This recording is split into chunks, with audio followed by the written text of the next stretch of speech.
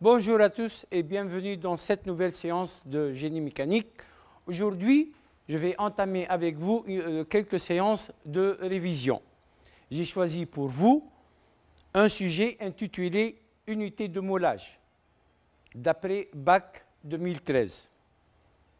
Donc, le système représenté ci-dessous permet de transporter le métal en état liquide, c'est-à-dire après fusion, dans une poche pour le faire couler dans un moule.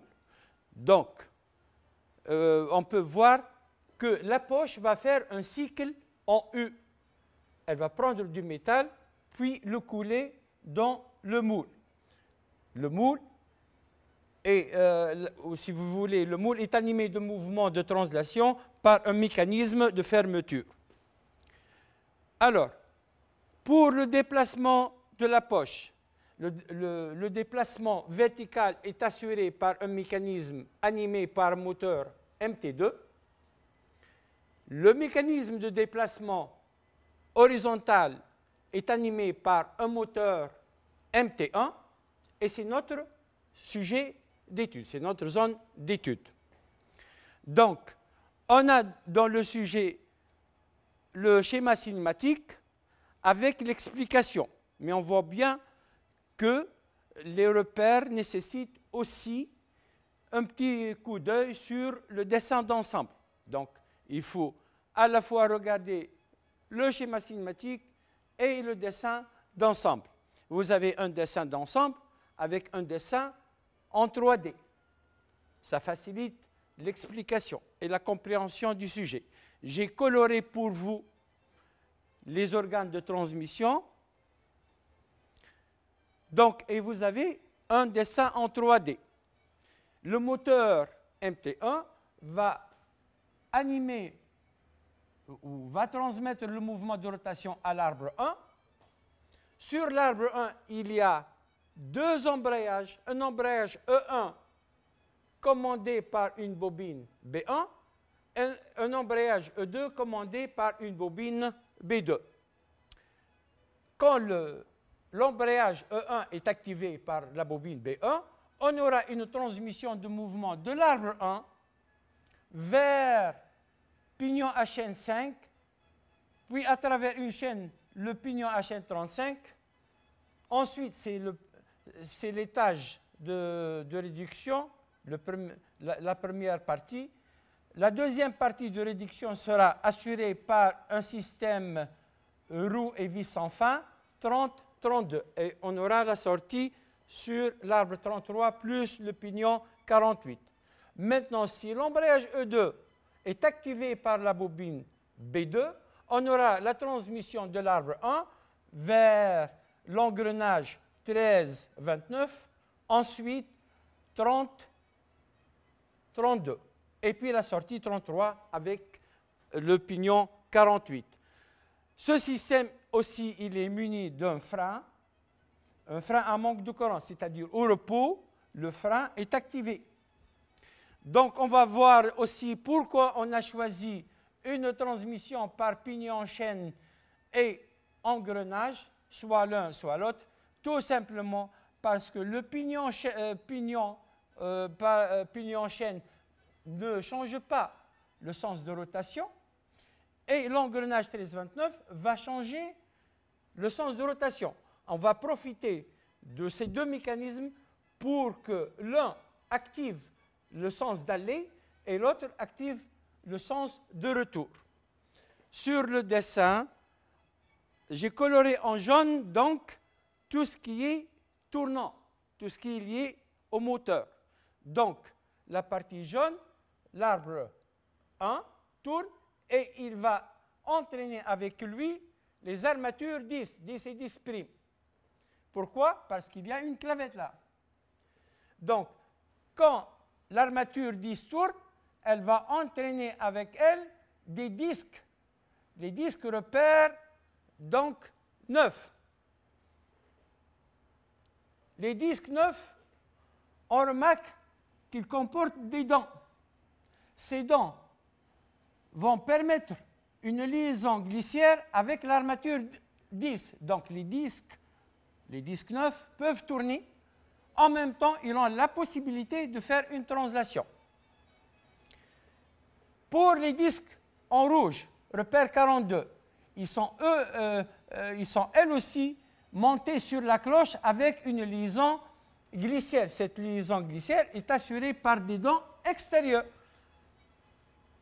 Donc, quand la bobine B1 est activée, le plateau 8 va être attiré et les disques vont être pressés. L'armature 8 va créer une force pressante pour lier par adhérence les disques 9 et 42. Et dans ce cas, on aura une transmission à travers les pignons chaînes. Deuxième cas, lorsque la bobine B2 est excitée, donc la transmission sera de l'arbre 1 vers l'engrenage 13, etc.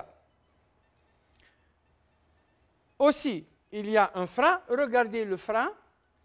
C'est un frein à manque de courant. Au repos, les ressorts vont exercer une force pour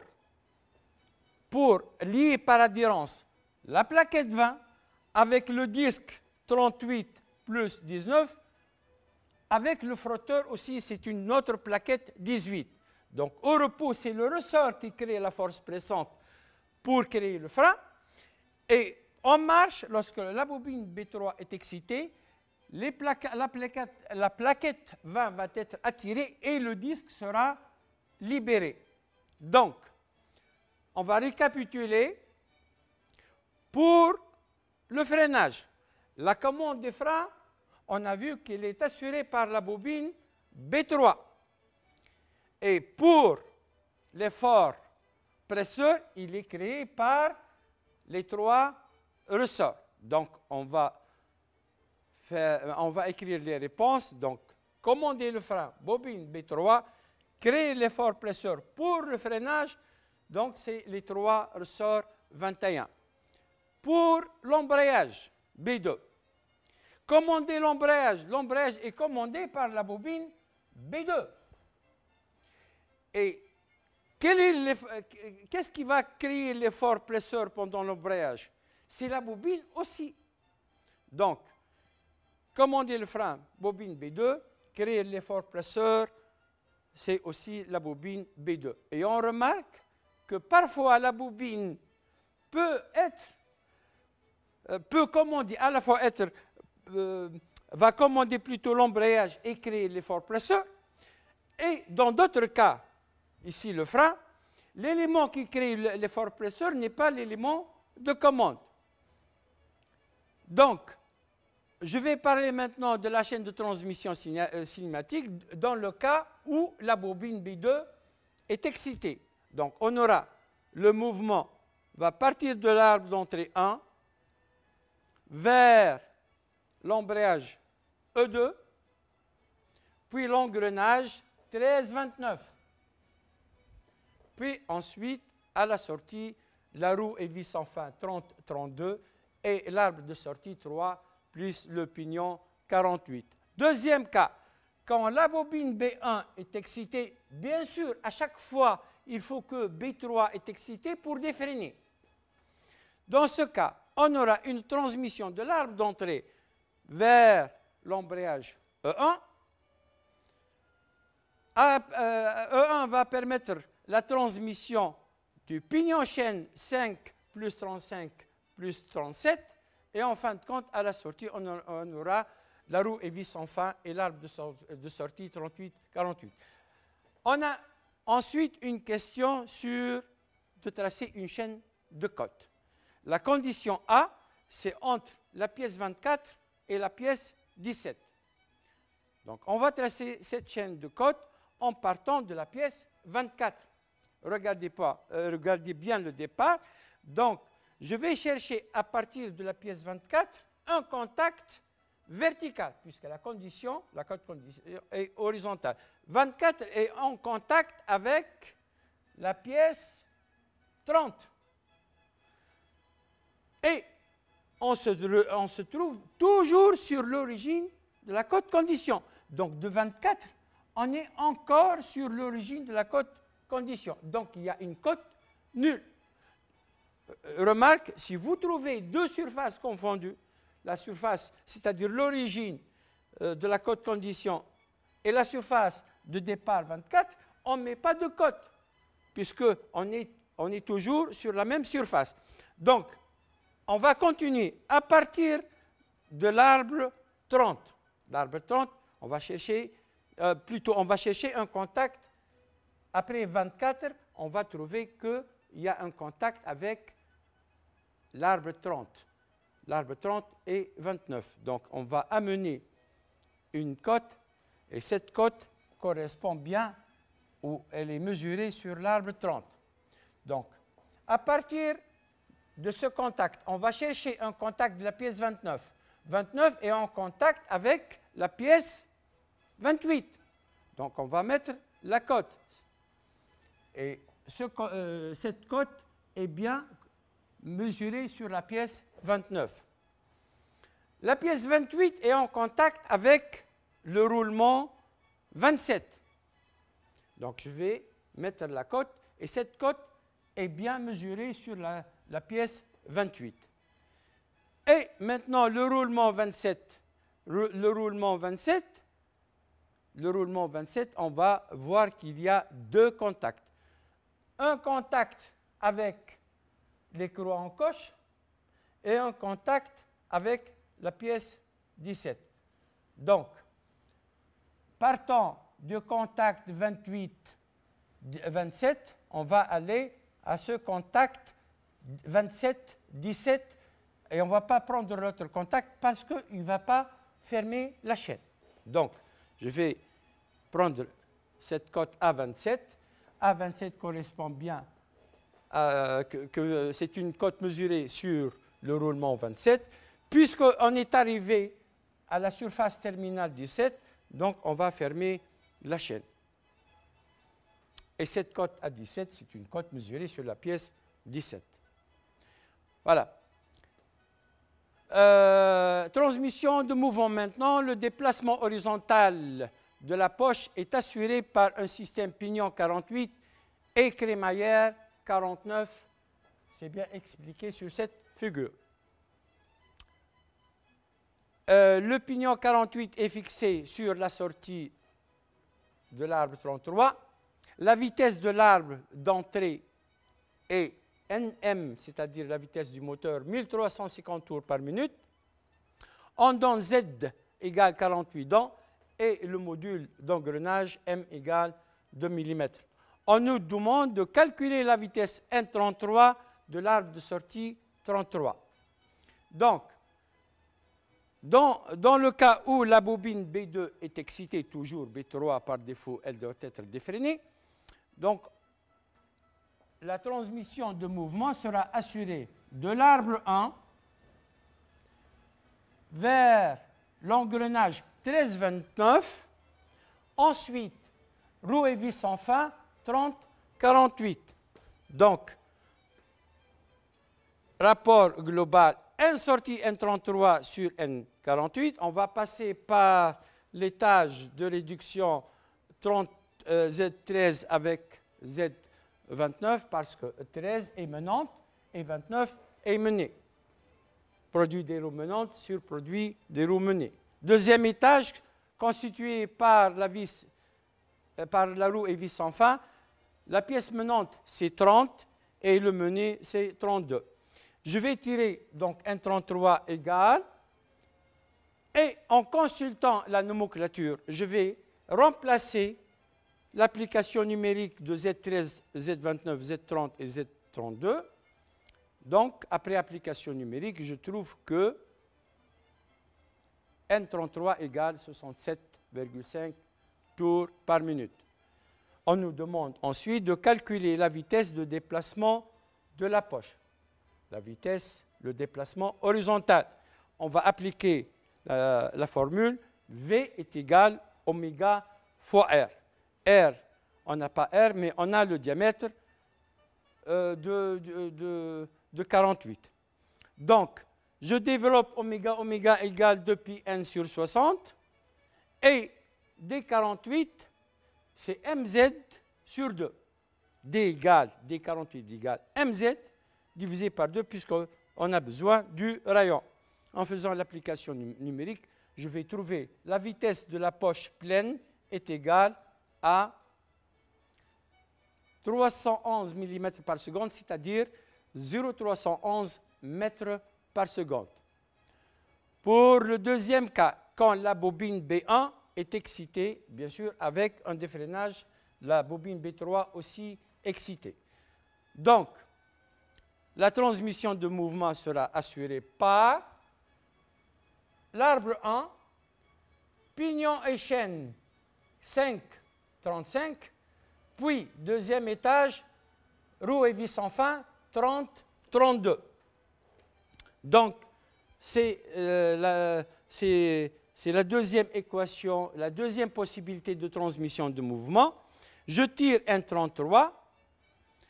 N33 et je trouve donc Z5 sur Z35 fois Z30 sur Z32. Je consulte donc la nomenclature pour faire l'application numérique et je trouve que N33 égale 90 tours par minute et la vitesse de déplacement sera calculée de la même façon, sauf que je vais utiliser N33 égale 90. Et là, une remarque, la vitesse de la poche pleine est égale à 0,311 mètres par seconde et la vitesse de la poche vide, elle est plus rapide, 0,414 mètres par seconde. C'est normal, quand la poche est pleine, la vitesse doit être plus faible. Maintenant, la question 4, c'est de faire l'étude de mécanisme de fermeture de moule et on va étudier le mécanisme de ce moule qui est composé par un système bielle-manivelle. Donc, on nous demande de calculer la vitesse linéaire au point B de la manivelle 30 comme première question. Donc, la rotation de la manivelle, regardez bien, va entraîner une translation du moule C2 pour fermer le moule. Donc, une rotation va être transformée en translation. La première étape, c'est de calculer la vitesse au point B. Donc, pour calculer la vitesse au point B, je vais utiliser la formule V est égal oméga fois R. Le R est égal CB. En faisant l'application numérique, je trouve que VB donc égale 226,2 mm par seconde. Donc, la deuxième question est de représenter à l'échelle la vitesse linéaire de la manivelle 50 au point B. Donc, pour représenter à l'échelle, je dois utiliser la règle de 3. L'échelle, c'est 8 mm par seconde, sera représentée par 1 mm. Donc, je dois utiliser la règle de 3 pour calculer la longueur du vecteur à dessiner. En appliquant la règle de 3, je dois dessiner un vecteur au point B de longueur 28 mm. Alors, ce vecteur, regardez bien, ce vecteur doit être tangent à l'arc CB, sinon, plus facilement, ce vecteur doit être perpendiculaire au rayon CB. Notez aussi que cette flèche doit être dirigée vers le bas parce qu'il faut tenir compte du sens de rotation. La manivelle tourne dans le sens horaire. Donc, je dois dessiner ce vecteur VB vers le bas. Et avec la transformation, le point A, le vecteur au point A va être donc va entraîner une translation vers la droite. Regardez le sens de rotation de la manivelle. Donc, ça y est, VB est en place. Je passe à la question suivante, la plus délicate, c'est de déterminer graphiquement sur le schéma ci-dessus la vitesse au point A en utilisant la méthode d'équiprojectivité. Je vais essayer d'aller doucement. Donc, La première étape, souvenez-vous, on va étudier seulement le mouvement de la bielle. Au départ, on a un vecteur connu. Au départ, on a un vecteur connu au point B. Dans l'autre bout de la bielle, j'ai un vecteur qui est inconnu, mais pas totalement inconnu. Je sais le point d'application, la direction et le sens. L'inconnu, c'est donc le module de VA. Je vous conseille de tracer, si vous voulez, donc à main levée, je vous conseille de tracer ce vecteur VA. Donc, l'inconnu, c'est le module qu'on va chercher. Mais ça vous donne à peu près une idée sur la vitesse qu'on va chercher. Donc, la méthode d'équiprojectivité, les étapes. La première étape, je vous conseille de prolonger l'axe BA. Ensuite, de projeter VB sur l'axe BA. Je trouve donc la projection orthogonale de VB sur VA. La méthode de l'équiprojectivité consiste que tous les vecteurs de la bielle ont la même projection sur l'axe BA. Entre autres, VA doit avoir aussi la même projection que VB. Donc, je copie la projection de VB au point A. La question maintenant, c'est de déterminer le vecteur VA tel que sa projection doit être égale à cette partie rouge. Donc, je vais faire le chemin inverse. Je vais partir d'une ligne orthogonale perpendiculaire à la projection pour tracer maintenant VA. Si vous avez des doutes, d'aller perpendiculairement ou verticalement, prenez le chemin inverse, c'est-à-dire partez de VA pour calculer VB. Donc, la première étape, normalement dans le sens inverse, c'est de faire la projection orthogonale de VA sur l'axe BA. Et vous allez trouver donc le même résultat. La dernière question, c'est de calculer ou de donner la valeur de VA. Pour cela, je vais appliquer la règle de 3. Je vais mesurer VA. VA est entre 26 et 27 mm, donc j'ai pris 26,5. En faisant la règle de 3, je trouve que VA est égal à 212 mm par seconde. Partie résistance des matériaux. L'arbre 30 de diamètre D tourne à une vitesse N30 égale 675 tours par minute. On donne le rendement de transmission nu1 égale 0,8. La puissance du moteur 1413,75 watts et le module d'élasticité transversale de l'arbre 30 est G égale 90 puissance 3 newton par millimètre carré. La première question est de calculer la puissance reçue par l'arbre 30. Donc,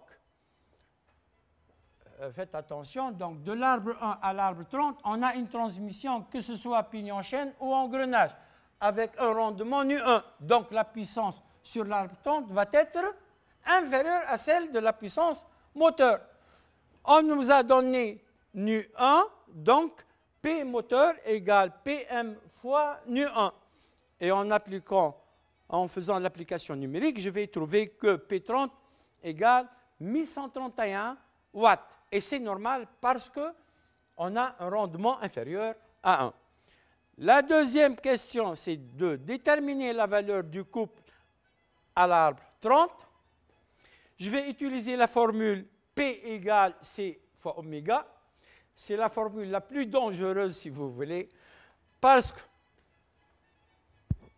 qu'il y a des ambiguïtés chez les élèves. Donc, pour avoir une puissance en watts, il faut que oméga soit en radians par seconde et le couple doit être en newton mètre et non pas en newton millimètre. Faites attention. Donc, je vais faire sortir C égale P sur oméga, en développant oméga égale 2 pi n sur 30, je trouve que C est égal à 16 newton mètre. Calculer le diamètre D1 de l'arbre 30, je vais appliquer la condition de résistance. Taux maxi doit être inférieur ou égal à taux P. Taux maxi est égal à C30 sur le module de torsion I0 sur R, c'est-à-dire je vais diviser par I0 multiplié par R. Donc, I0 est égal à pi d au cube sur 16. Donc, en tirant D1 mini, qui est égal à racine cubique de C30 fois 16 sur pi fois taux P, je vais faire l'application numérique et n'oubliez pas que 16 et le couple 16 est en newton-mètre.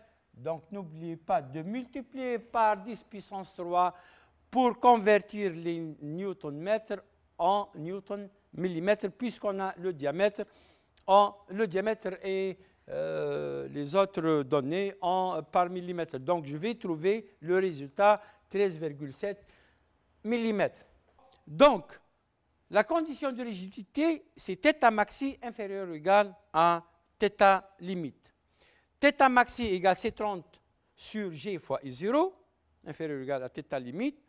Je vais tirer D2 mini égale racine quatrième de C30 fois 32 sur G fois pi fois θ limite. Attention, θ limite est donnée en degrés par mètre. Je dois la convertir, plutôt elle est donnée en degrés par mètre, je dois la convertir en radians par millimètre. Cette conversion va être, je vais faire cette conversion en deux étapes. La première étape, c'est de convertir les degrés en radians. La deuxième étape, je vais convertir les mètres en millimètres. Donc, je vais utiliser la règle de 3 pour pi, où pi correspond à 180 degrés. θ limite correspond à 0,92 degrés. Je dois trouver donc θ en radians. θ en radians égale 16 10 puissance moins 3 radians par mètre. Je n'ai pas touché encore les mètres. Maintenant, pour avoir des radians par millimètre, le millimètre est en bas. Je dois multiplier par 10 puissance moins 3 et non pas 10 puissance 3, parce que les mètres sont en bas. Donc, θ limite égale 16 10 puissance moins 3 radians par millimètre. Je fais mon application numérique et je trouve que D2 égale 18,3 mm. Donc, on remarque que le diamètre calculé par la condition de rigidité est supérieur à celui du diamètre calculé par la condition de résistance, parce que la condition de rigidité consiste, elle est normalement appliquée que pour les arbres lents. On veut limiter les vibrations pour les arbres lents, donc on limite θ. Si on limite θ, donc pour limiter θ, on doit augmenter le diamètre. Donc c'est normal de trouver des diamètres supérieurs. La question 5.1 est maintenant de calculer la puissance sur l'arbre 30. Donc la puissance sur l'arbre 30, donc normalement non, c'est la puissance sur l'arbre 33. Pardon. Donc l'arbre 33 va recevoir une puissance normalement qui va passer par la première transmission puis la deuxième transmission. Donc on a deux possibilités. Soit utiliser la puissance de l'arbre 30 et que je multiplie par nu2. Sinon, je reviens à l'arbre moteur et je dois multiplier par nu1 et nu2. Donc, on trouve que la puissance égale 1017,9 watts. Remarque, si vous voulez me suivre, vous avez le lien en QR code de ce sujet. Vous pouvez le télécharger, puis vous pouvez donc faire le sujet et vous avez le corrigé ensemble. Donc, vous pouvez télécharger avec ce lien en QR code le sujet que je suis en train de corriger. Je passe maintenant à la résistance des matériaux. Toujours, maintenant, je vais traiter la question 5.6. 5.6, de déterminer la valeur du couple appliqué sur l'arbre 33. J'ai calculé déjà la puissance de l'arbre 33 et maintenant je vais calculer le couple. Le couple égale P égale C fois oméga comme tout à l'heure. Donc la seule chose c'est que maintenant je vais utiliser P égale 1017,2. Il y a une remarque très importante dans cette question. Normalement, oméga égale 2 pi n33 sur 60. N33, je n'ai pas N33, j'ai N30, mais j'ai le rapport de vitesse entre 30 et 33 qui est égal 0,1. Donc N33, donc cette quantité, normalement, c'est N33. Or, N33 égale N30 fois R2. Donc, en faisant l'application numérique, je trouve que le couple est égal à 144 Nm. À chaque fois, on a une réduction de vitesse, le couple va augmenter. Question 5.7, toujours dans la résistance des matériaux, on nous demande de calculer la contrainte tangentielle dans l'arbre 33. Taux maxi est égal C sur I0 fois R. Donc, je vais faire l'application numérique et je trouve que la contrainte est égale à 68,9 tours par millimètre au carré. La question 5.8, déterminer la limite élastique R1 dans l'arbre 33. On nous donne cette fois-ci que REG est égal à 0,5 RE. Regardez bien. La condition de résistance, d'après la condition de résistance, taux maxi doit être inférieur ou égal à RE sur S. La limite élastique au glissement. Normalement, on doit écrire ça. Or, il nous a donné une relation entre REG et RE. Donc, REG égale 0,5 fois RE. Donc, je vais tirer RE. RE, après application numérique, je trouve que RE doit être supérieur à 551,2. La dernière question est de choisir dans le tableau la nuance qui correspond à cette condition. Donc, RE supérieur à 551, il n'y a que le 25 CRMO4 qui répond à cette condition. 650 est supérieur à 551,2. Maintenant, la question 6, l'étude de transformation de mouvement, on nous demande de tracer une came. On nous donne le diamètre mini de la came.